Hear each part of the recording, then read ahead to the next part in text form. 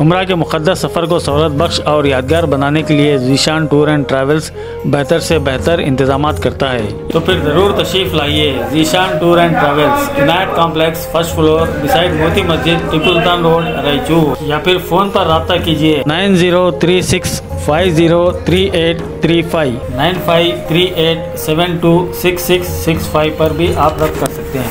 ناظرین، نظر T V میں آپ تمام کا خیر مقدم ہے۔ مسجد توحید اور مجلس علماء اہل حدیث کی جانب سے گورنمنٹ اردو اسکول روبرو مسجد توحید اہل حدیث ہنڈیکار کالونی LBS نگر رائچور میں ایک عظیم الشان اسلامک کانفرنس کا انعقاد عمل میں لایا گیا تھا، جو کہ دینی و اصلاحی اجلاس عام بھی رہا۔ اس پروگرام کے آغاز میں حافظ محمد طہا نے خطبہ کلام پاک پیش کرنے کی سعادت حاصل کی۔ پروگرام کی صدارت شیخ عبدالقادر جامعی امیر ضلعی جمعیت اہل حدیث رائچور نے کی، جبکہ نظامت کے فرائض شیخ محبوب عالم عالیاوی نے انجام دیے۔ اس پروگرام میں بطور خصوصی مقرر شیخ عبدالقدیر عمری نے مرد و خواتین کی اسلامی تربیت کے عنوان پر بصیرت افروز خطاب فرمایا، جبکہ ایک اور مقرر خصوصی شیخ محمد طارق سوداگر عمری نے اسلام اور احترام انسانیت کے عنوان پر خطاب کیا۔ ایک اور مقرر خصوصی شیخ عبدالرحیم صابر جامعی نے حرص و ہوس کا مرض اور اس کا علاج کے عنوان پر خطاب کیا۔ جلسہ گاہ میں خواتین کے لیے پردے کا خصوصی انتظام کیا گیا تھا۔ بعد جلسہ تمام مہمانوں کے لیے ضیافت کا اہتمام بھی کیا گیا۔ ہمارے نمائندہ محمد اسلم نے پروگرام کی کچھ جھلکیاں کے لیے لائے ہیں، انہیں آپ ملاحظہ کیجیے۔ کے ساتھ ہمارے معزز و مؤقر خطیب فضیلت الشیخ محمد طارق سوداگر عمری مدنی حفظہ اللہ کو دعوت دے رہا ہوں کہ وہ آئیں اور اپنی قیمتی خطاب سے ہم سامعین کو محظوظ فرمائیں۔ قابل احترام اہل علم حضرات،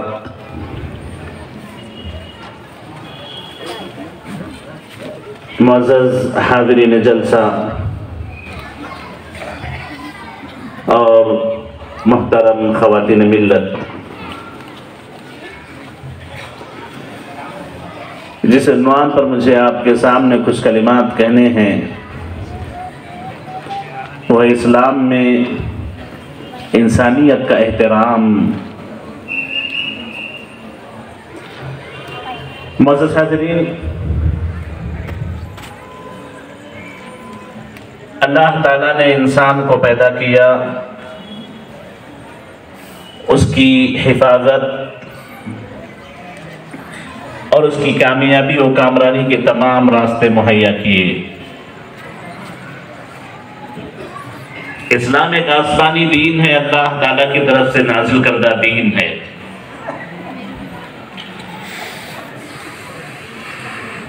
اس شریعت کے بنائے جانے سے متعلق یا اسلام کے بطور مذہب اختیار کیے جانے سے متعلق یہ بات مسلم ہے کہ انسان کی حفاظت کے لیے، انسان کے احترام میں یہ مکمل اسلام اور اسلام کی تعلیمات نازل ہوئی ہیں۔ 5 چیزوں کی حفاظت کی ضمانت اسلام دیتا ہے۔ کسی بھی انسان، کسی بھی مسلمان کے دین کی ضمانت، اس کی عقل کی ضمانت، اس کے مال کی ضمانت، اس کی عزت و آبرو کی ضمانت اور اس کی نسل اور اولاد کی ضمانت کے اسلام دیتا ہے۔ اس کا معنی یہ ہے کہ ان تمام کی حفاظت سے متعلق جتنی ضروریات ہیں وہ تمام کی تمام اسلامی احکام میں موجود ہیں۔ شریعت مطہرہ نے ان تمام کا احاطہ کیا ہے، ان تمام کا ذکر کیا ہے کہ اسلام کے ماننے والے بن جاؤ، مسلمان بن جاؤ، تمہاری مکمل ان چیزوں کی ضمانت اسلام لیتا ہے۔ اسلام کے پابند ہو کے رہو۔ معزز حاضرین، شریعت کے جتنے احکامات ہیں ان تمام احکام کو اگر لے کر کے آپ دیکھیں تو انہی 5 چیزوں کی حفاظت کے آس پاس ارد گرد گھومتے نظر آئیں گے۔ یا تو کسی انسان کی دین کی حفاظت سے متعلق کوئی حکم ہوگا، یا تو اس کے مال سے متعلق، یا اس کی عزت و آبرو سے متعلق، یا اس کی نسل و اولاد سے متعلق، یا اس کی عقل کی حفاظت سے متعلق احکام اسی کے آس پاس گھومتے ہیں. جب قتل بھی کرنا ہو تو اچھے سے قتل کرو کہ تکلیف زیادہ نہ ہونے پائے. اس کے احساسات کا خیال کرو، اس کا احترام کرو. اللہ تو معزز حاضرین، اسلام کی بنیاد آپسی احترام پر ہے. اور عام طور پر اسلامی تعلیمات کی جو تقسیم کی جاتی ہے عقائد، عبادات، معاملات اور اخلاق. عقائد جو بندے اور اللہ کے درمیان ہوتے ہیں، عبادات جو بندے اور اللہ کے درمیان ہوتے ہیں، اخلاق جو انسان کے اپنے ذاتی اعمال ہیں، معاملات جو بندوں کے ساتھ ہوتے ہیں، ان تمام پر آپ نظر دوڑا لیں. عقیدے کی کوئی بات خصوصاً اس ذات مقدسہ مطہرہ مبرکہ پر جن کا نام اسم گرامی محمد رسول اللہ صلی اللہ علیہ وآلہ وسلم. میرے محترم بھائیوں، آج کا جو مجھے موضوع اس اجلاس میں دیا گیا ہے وہ موضوع ہے حرص و ہوس کا مرض، اس کے نقصانات اور اس سے نجات. بڑا عظیم موضوع ہے. ابھی خطبہ مسنونہ میں نے سورہ تکاثر کی ابتدائی آیات تلاوت فرمائی. اللہ تبارک و تعالیٰ فرماتا ہے کہ الہاکم التکاثر حتی زرتم المقابر. اے انسانوں، زیادتی کی طلب نے، زیادتی کی چاہت نے تمہیں غافل کر رکھا ہے. حتی زرتم المقابر، یہاں تک کہ تم قبرستان جا پہنچے. کلا سوف تعلمون، ہرگز نہیں، عنقریب تم اس کے انجام کو جان لو گے. وہ تیسری وادی کی تلاش اور جستجو میں نکل جائے گا. اللہ کے نبی آگے فرماتے ہیں وَلَا يَمْلَأُ جَوْفَ ابْنِ آدم إِلَّا التُّرَابُ. انسان کی اس حرص و ہوس کی بھوک کو بس قبر کی مٹی ہی پورا کر سکتی ہے. میرے عزیز ساتھیوں، اسی لیے اللہ کے رسول صلی اللہ علیہ وسلم نے مختلف احادیث میں یہ جو حرص و ہوس ہے، یہ جو لالچ ہے، اس لالچ کے نقصانات کو بیان فرمایا اور ہمیں لالچی بننے سے منع فرمایا. سنن نبی داؤد کی روایت ہے، اللہ کے رسول صلی اللہ علیہ وسلم فرماتے ہیں کہ شر ما فی الرجل شح حالع و جبن قالع. ہر انسان ہونے کے ناطے یقیناً ہر انسان میں کچھ نہ کچھ کمزوریاں ہوتی ہیں، کچھ نہ کچھ خامیاں ہوتی ہیں. یہاں اللہ کے رسول صلی اللہ علیہ وسلم نے دو عظیم خامیوں اور دو عظیم خرابیوں کے تعلق سے تذکرہ کیا ہے. پہلی چیز اللہ کے رسول صلی اللہ علیہ وسلم فرماتے ہیں کہ شح حالع، یعنی ایک ایسا لالچ جو آدمی کو ہمیشہ بے چین رکھے. ایسا لالچ جو آدمی کو ہمیشہ بے چین رکھے، یعنی ایسا لالچ کہ آدمی کو سکون نہیں، اطمینان نہیں، ہمیشہ بے چینی لگی ہوئی ہے. اور بے چینی لگی ہوئی ہے کہ چین کر دے. اور آدمی کا اگر یہ مزاج بن جائے کہ صبح سے شام تک وہ بے چینی میں لگا ہوا ہے کہ کیسے میں اپنی اس حرص و ہوس کو پورا کروں، اللہ کے رسول صلی اللہ علیہ وسلم فرماتے ہیں کہ انسان کے اندر دو بڑی خرابیوں میں سے ایک خرابی ہے. اور پھر آگے اللہ کے نبی نے فرمایا وہ جبن خالع، ایسا بزدل انسان، ایسا ڈر و خوف محسوس کرنے والا انسان. وہ کہتے ہیں کہ جی پتا کھڑکا کہ بندہ بھڑکا، پتا بھی کھڑکتا ہے تو بندہ خوف میں آ جاتا ہے، بزدل آدمی. یہ دوسری خرابی اللہ کے نبی نے بیان فرمائی. میرے عزیز ساتھیوں، پیارے نبی صلی اللہ علیہ وسلم نے اس لالچ کے نقصان کو بتاتے ہوئے خاص طور پر امت محمدیہ کو نصیحت فرمائی، مجھے اور آپ کو نصیحت فرمائی ہے. اللہ کے رسول صلی اللہ علیہ وسلم فرماتے ہیں کہاں کہ لوگوں مہمان فضیلت الشیخ عبد القدیر عمری حفظہ اللہ کو دعوت دے رہا ہوں کہ وہ آئے اور اپنے خطاب سے ہم سامعین کو محظوظ فرمائیں. قابل احترام معزز علماء اکرام، صدر مجلس، آج کے اس چھٹی والے دن دین کا جذبہ لے کر، دعوت کا جذبہ لے کر، وقت کی قربانی دے کر آئے ہوئے معزز سامعین، ملت اسلامیہ کی ماں اور بہنوں، میں نے ابھی آپ کے سامنے سورہ رعد کی ایک آیت کا ٹکڑا پڑھا ہے. ترجمہ اس آیت کریمہ کا یہ ہے وَلَقَدْ أَرْسَلْنَا رُسُلًا مِّن قَبْلِكَ، یقیناً آپ سے پہلے جتنے رسولوں کو ہم نے بھیجا ہے سارے رسولوں کی بیویاں اور بچے تھے. سارے پیغمبروں نے نکاح کیے ہیں، سارے پیغمبروں کو اللہ نے اولاد عطا فرمائی ہے. جی ہاں بھائی، آواز سمجھ میں آ رہی ہے؟